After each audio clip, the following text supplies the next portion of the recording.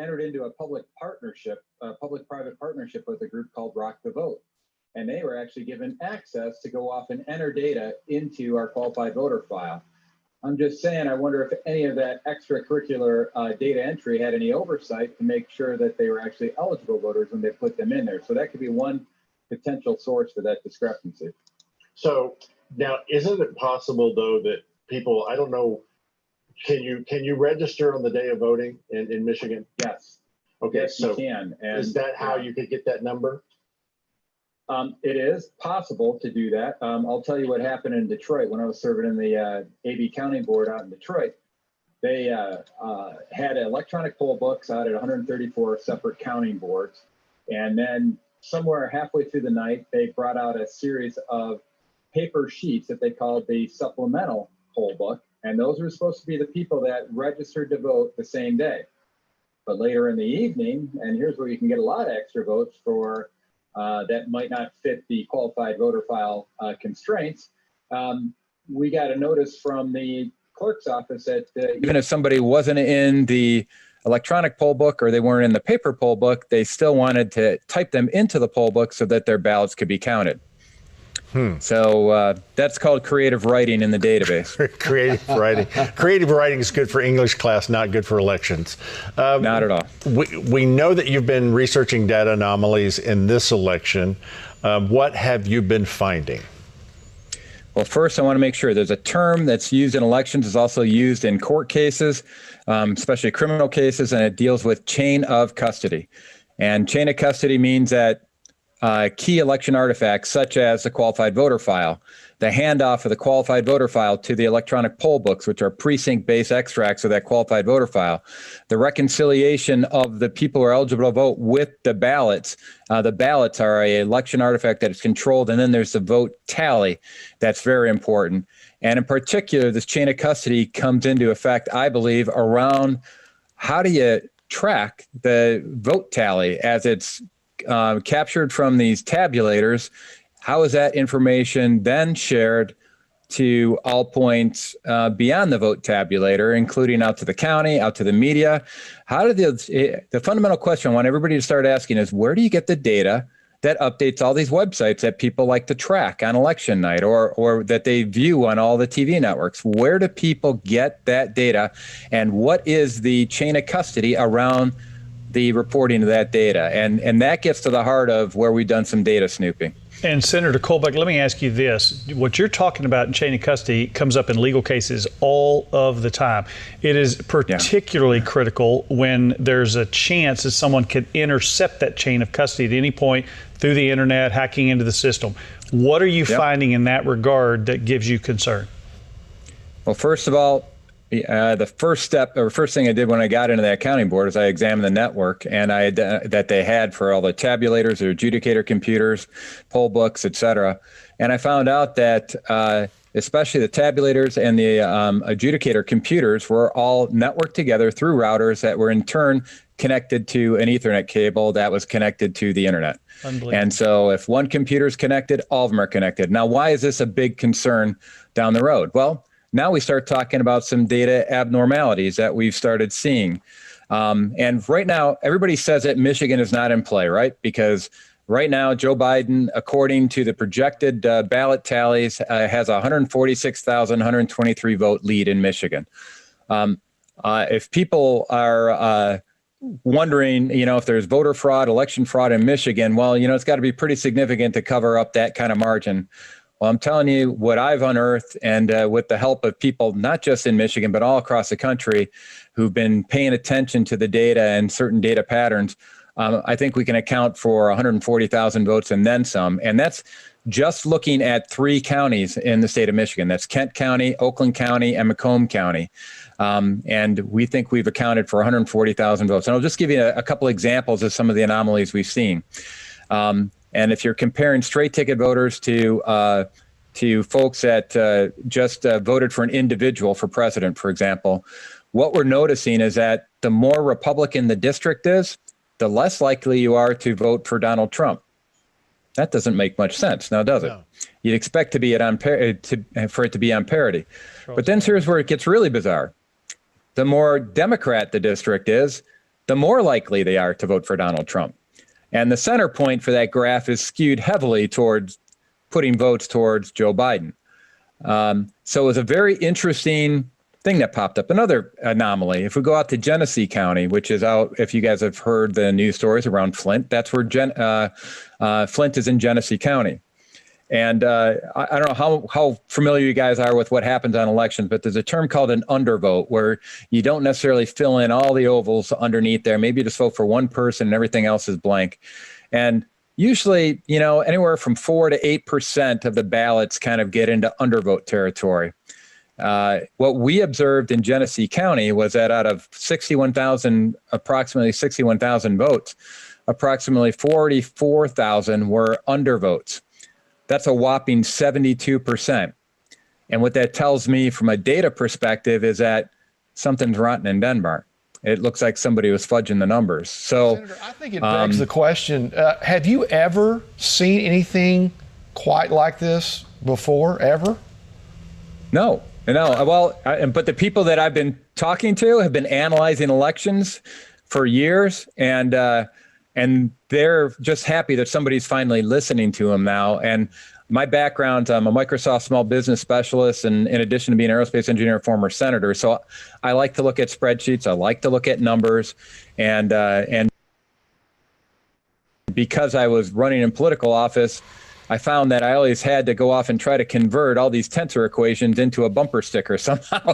And so that's the challenge right now. And all these guys have all this data they've been struggling with. They have nice little scatter plots of regression analysis and all that kind of stuff, which it's fun to look at, but it doesn't, if you put it up on a TV screen, most people are going to say, okay, so what? And so the key conversion part in regards to the so what in this case is that what they've identified with what appears to be vote shifting is a potential for at least 140,000 votes being swung in favor of Donald Trump, which puts him back in play for the state of Michigan. And mind you, that's only examining 3 out of 83 counties. Wow. Okay, so we got 80 more counties to go. Let me ask you this. You've already given sworn affidavits. You've given testimony. Yeah. When likely are we to get some type of ruling from the court? What do you expect and from a timeline there?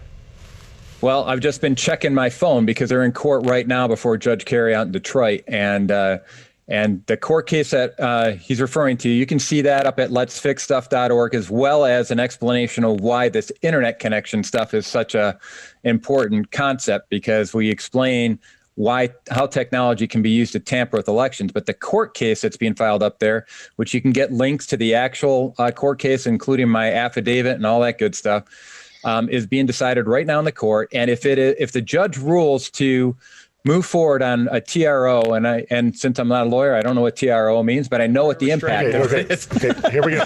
We got one. We have a lawyer. Yeah. We have a lawyer right here. It's a temporary restraining. I also own some technology companies, so I love that you're a data scientist and you're analyzing. But what I love most about you is you're taking complex database algorithms, finding trends and statistics that create a problem, but you're putting it, what I call putting the cookies on the lowest shelf, putting it to where people can palatably understand this to make a legal argument. A temporary restraining order just means the judge intervenes and we're restraining this and stopping certifying the election. Oh, thank you. So then I can stop saying TRO and start saying temporary restraining order. Yeah, well, thank you. But the bottom line is, if the judge rules in favor of that TRO, then the vote counting in Michigan stops, which means that the certification of those 16 electoral college votes stops until we get to the bottom of what's actually happening in the state of Michigan. We address the concerns that are cited in that lawsuit. And so from my perspective, we've got an opportunity to really shift the vote tally here in the state of Michigan. But ultimately, and if it turns out that Biden won Michigan, I will accept that once I understand that we've had a free and fair election. I don't see that right now. And this isn't just about the 2020 election. Right. This is about every election that goes forward. We need to have confidence in the integrity of our election. And when you're opening it up to the internet, like we've seen here, that point-to-point transfer around chain of custody is something that has been too lax on. It's almost like for years, we were doing it offline with the paper ballots. And then all of a sudden, somebody introduced a computer in the system, and nobody bothered to go off and maintain that chain of custody with the computer and lock things down so that you couldn't mess with things as you transfer data from point A to point B. Okay, so Senator, I got a question for you. We're talking about chain of custody in this, and I know that the Dominion voting system was used there, and we've heard stories. We brought you stories concerning that. Let me break this down. Do we know if it's plugged into the Ethernet? Do we know where or who would have been done with, or anything? Let's go to what we've heard for 4 years. Is this the Russians? Did the Russians do this? Well, there may have been people rushing to get out the vote tally that they want and rushing to be president-elect when they're not president-elect. But that's the only Russian that I've seen regarding this right now. The software that's being used behind the scenes in Wayne County and also up in Antrim County, where you may have heard about the software glitch that was reported on by Ronna Romney McDaniel and State Chair Laura Cox, that's in 47 out of 83 counties. But these data pattern glitches, or these data trends that we're seeing that give us pause in those 3 counties we were talking about, each one of them has a different voting system used. So one's Dominion voting systems, which I should point out, their employees have given overwhelmingly to Democrat organizations like Act Blue. So if you want to talk about a conflict of interest, I mean, out of 90 employees or 92 donations from Dominion employees, 80 of them went to Act Blue, 70 went to Bernie Sanders, 4 went to the Trump campaign, and 1 to the DNC. So here we have Act Blue is a fundraising platform for the Democratic Party, for Democratic candidates. Is that correct? Yeah, some people use a different description for their function, but yes, you can say that they're a fundraising organization officially on paper. Okay.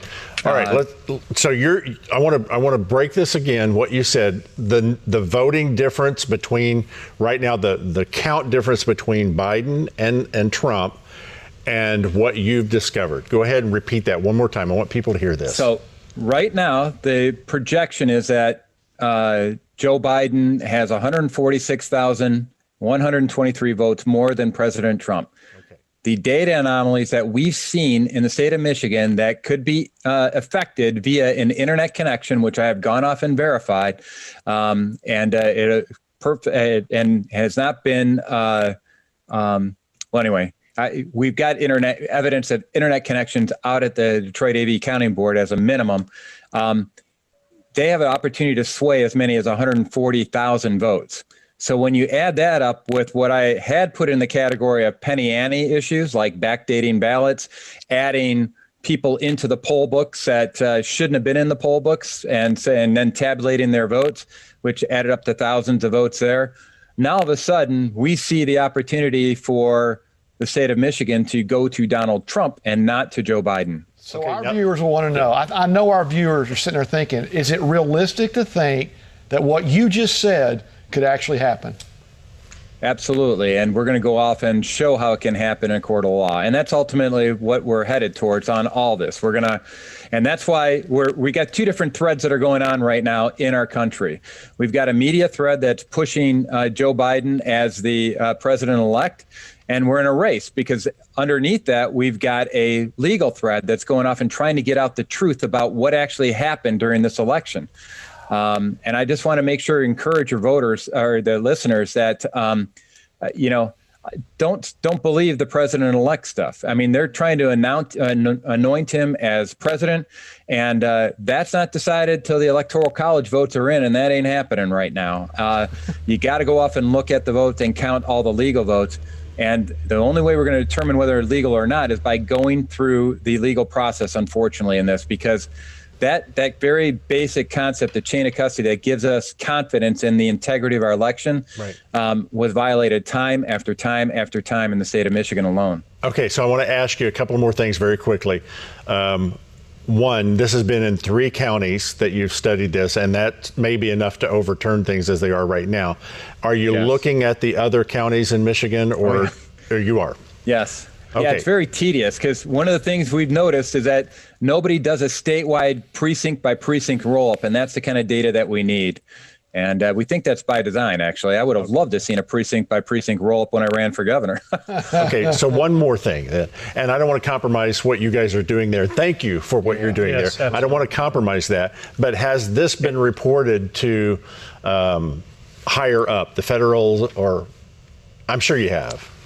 We're in contact with senior officials, and I want to make sure everybody understands this has very much been a team effort. We got people all over the country helping out. And these aren't necessarily senior officials that are helping us out. These are grassroots people looking at data. They have specific talents, and they just want to contribute to the integrity. And most of these guys aren't even Republicans. We've actually had outright Bernie supporters that are just fed up with the lack of integrity in the elections. And you guys even saw what happened with that Philadelphia guys we talked about last time we were here, that Brian McCaffrey said that this was an attempted coup with all the fraud that he said. And that was a registered Democrat saying that. Guys, there are people that want to stand up for the integrity of elections, and we got to give them a voice. And I want to thank you guys for doing that. And last question, we got to go. What you're talking about, if this is true in these software programs across all the boards, this is not just a Michigan issue. Are you suggesting that this goes into Georgia, Nevada, Arizona, Wisconsin, Pennsylvania? Indeed, I am. And that's about 73 electoral college votes right now. And the last I saw, President Trump was at 229. Stunning. Wow. Wow. Senator, I cannot thank you enough. And if you get more information, please, we want to know about it. Thank you for what you're doing. You are the tip of the spear right now. And Godspeed to you, sir. It feels pointy, yeah. Yeah. Stay in the fight. And all our viewers, please be praying for people like this. Amen. Please. Pray Thank for you, him. guys. Thank you so much. I told you early. Thank you, guys. Record this, and now I'm asking you to post it and to share it with as many people as you possibly can. If we've ever had one of these programs go viral, this would be the one. Real quick, guys, thoughts? This changes your attitude, right? Yeah, to me, pray for people like this, known and unknown. Amen. Tim? They are under attack. They are the tip of the spear, All right. but we're there for them. We are there for them. Don't forget about EMIC has church tonight. We'll see you back here tomorrow morning. America Stands, post-election news, 12 Eastern, 11 Central.